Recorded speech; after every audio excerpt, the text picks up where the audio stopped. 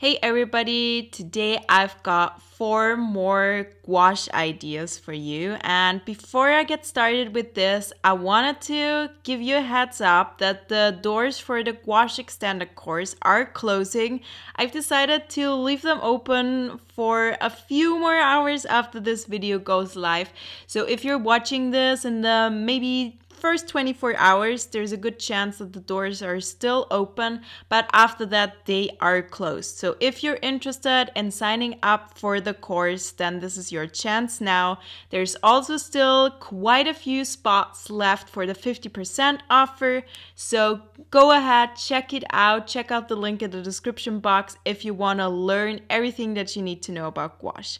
So before I paint all of these paintings in my sketchbook, I decided to put down some washi tape and divide it like this. And then I used my palette that I already had a lot of paint on and some different kinds of brushes and different kinds of gouache paint. You can use any kind of stuff that you have at home, but I will link the products in the description box as best as I can.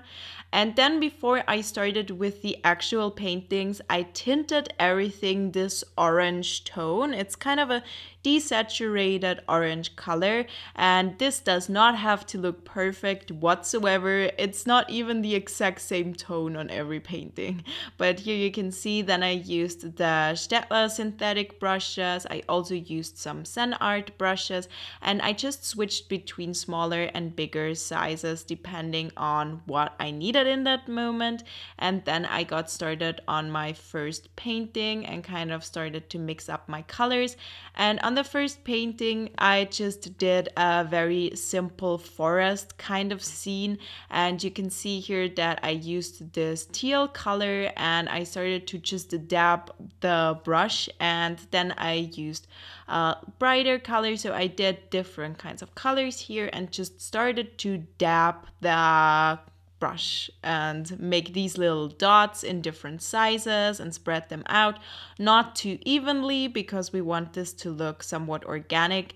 And you can see that the orange is kind of poking through a little bit, and that's what I wanted, because with this tint, with this underpainting, everything is going to look a little bit more cohesive in the end, all of the pieces that we have on this page. But if you don't do everything on one page, you can really skip the underpainting if you want to, but in general it's a fun thing to experiment with, especially with gouache. And here you can see now I'm adding in the tree branches, and I just spread them out, and I then went ahead and put some more leaves on top, as you can see here, and you could really stop here. I was just figuring out whether it's gonna need a little bit more or yeah, just more detail or not. And I was kind of putting these lines on the brushes that you on the branches that you can see here, but then I didn't like that, so I kind of blended it in. Because it is water soluble gouache, I just used a damp brush, not a moist one, just slightly damp, and blended that together. But you can just leave that part. I was just experimenting whether I like it more or less with the details, and I added in a few sparkles and then moved on to the next painting. And here I did kind of a background on top of the underpainting, so we have this kind of almost green color. I wanted it to be a little bit darker, but not too dark. I just wanted the foreground painting to pop a little bit against this background, so that's what I made. That's why I did this background here essentially. And now I'm mixing a very bright blue tone and this, or teal tone, and this is going to be my leaves here. And I also did some flowers here, so this is really something that you can change up and do in the way that you want to. Really, you can change the colors, you can change where the petals are, where the flowers are, where the leaves are, the greenery, everything. You can switch that out and practice this, but I just wanted to include this. I always feel like painting flowers in spring, so I couldn't leave that out here. And yeah, I did use different colors for the flower blooms themselves, like different shades of pink and a purple tone for the darker parts. And I also added a few little flowers with white in here, just to pull everything together and have some brighter flowers here as well. And yeah, then some greenery to connect everything. And then I also added in a little bit more details like veins to the leaves later on. Here you can see I added a little bit of white to the flowers to make them pop more. And here are the veins that I talked about. And I just used a darker teal tone for that. So this is just adding a little bit of something to it.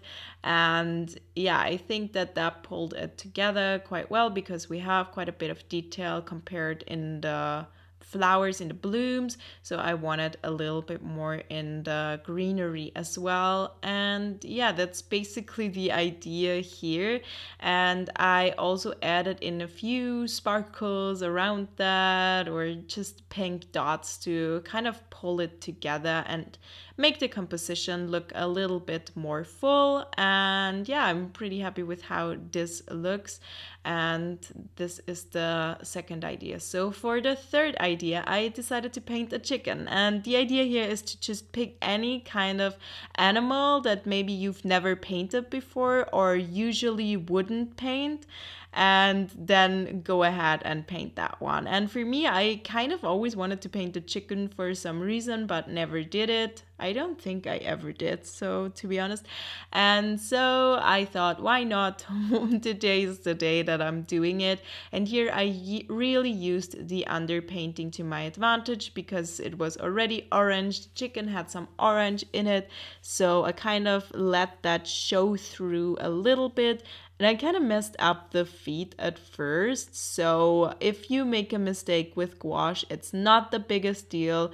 I feel like the feet were a little bit too short here, and I let it sit for a bit and process whether I wanted to keep the feet like that, and played around with them a bit, but then decided that I wanted to change them up. So here you can see I used a tissue, kind of scrubbed it off and painted over it again with the teal. So that's kind of how I fix my mistakes. And then I began to add more details. Before here I then added the feet again, this time made them slightly longer, and I think that they look much better now. I also gave them a slightly different color, not so bright as they were before. And yeah, I mean they ended up pretty white in the end. I think I still added a bit of highlights because in the picture that I was looking at, the chicken had white legs. So here, yeah, they now are white.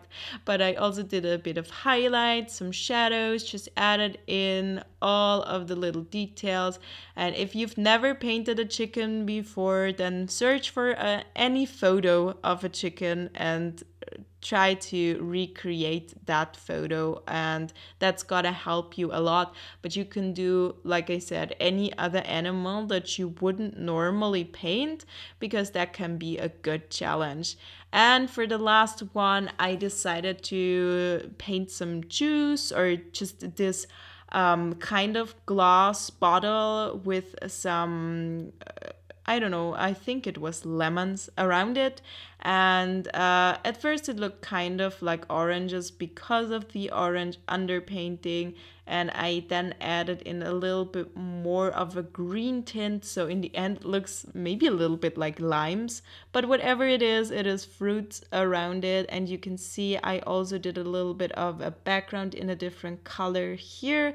And the underpainting is poking through a little bit. We have a little bit of this orange tint, even though I painted the teal on top of it. And I made sure that since I have so many different topics going on in this sketchbook page spread, I wanted the colors to be somewhat cohesive. So we don't only have this with the underpainting, but also with the teal color that I added into every single one of these paintings.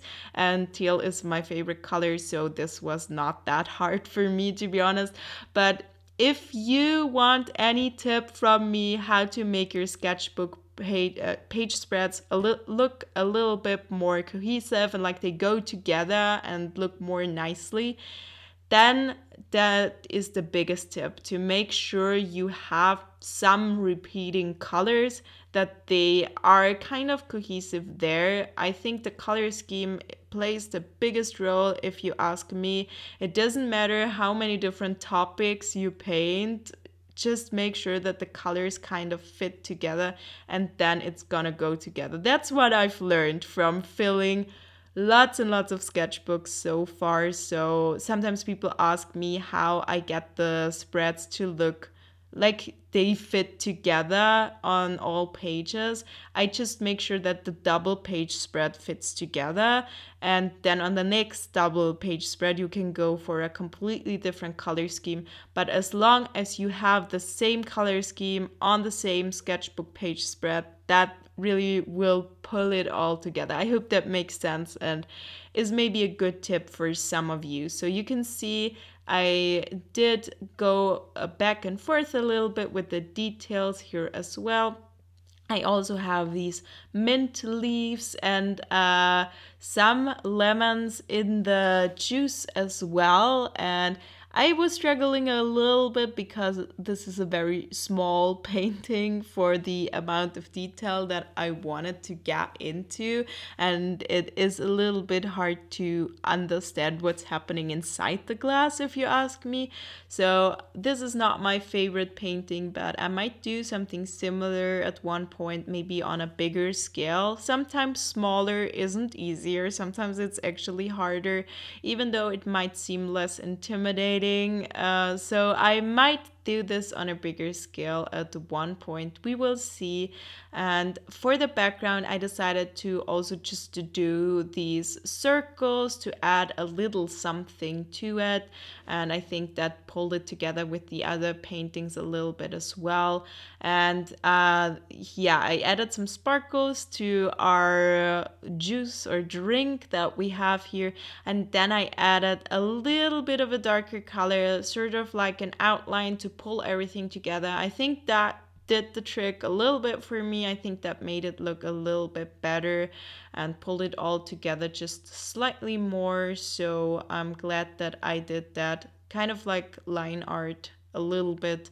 And then I removed the tape, which is always so satisfying, of course. And just be careful when you remove it that you don't rip the paper too much. But to be honest, I rip it quite a bit most of the time. It's just not that visible on watercolor paper because it already has a texture. So if you have a little bit more texture there, it's mostly not that visible. So I'm not too precious about it, but you could use a heating tool or a hair dryer to get it off a little bit more easily if you're struggling with this. So here you can really now see all of the ideas together and my little cat poking in because this is cat approved. He liked those paintings. I really hope that you enjoyed this video, and if you did so, please give it a thumbs up and please subscribe to my channel. Don't forget to check out my course, and I'll see you next time. Goodbye.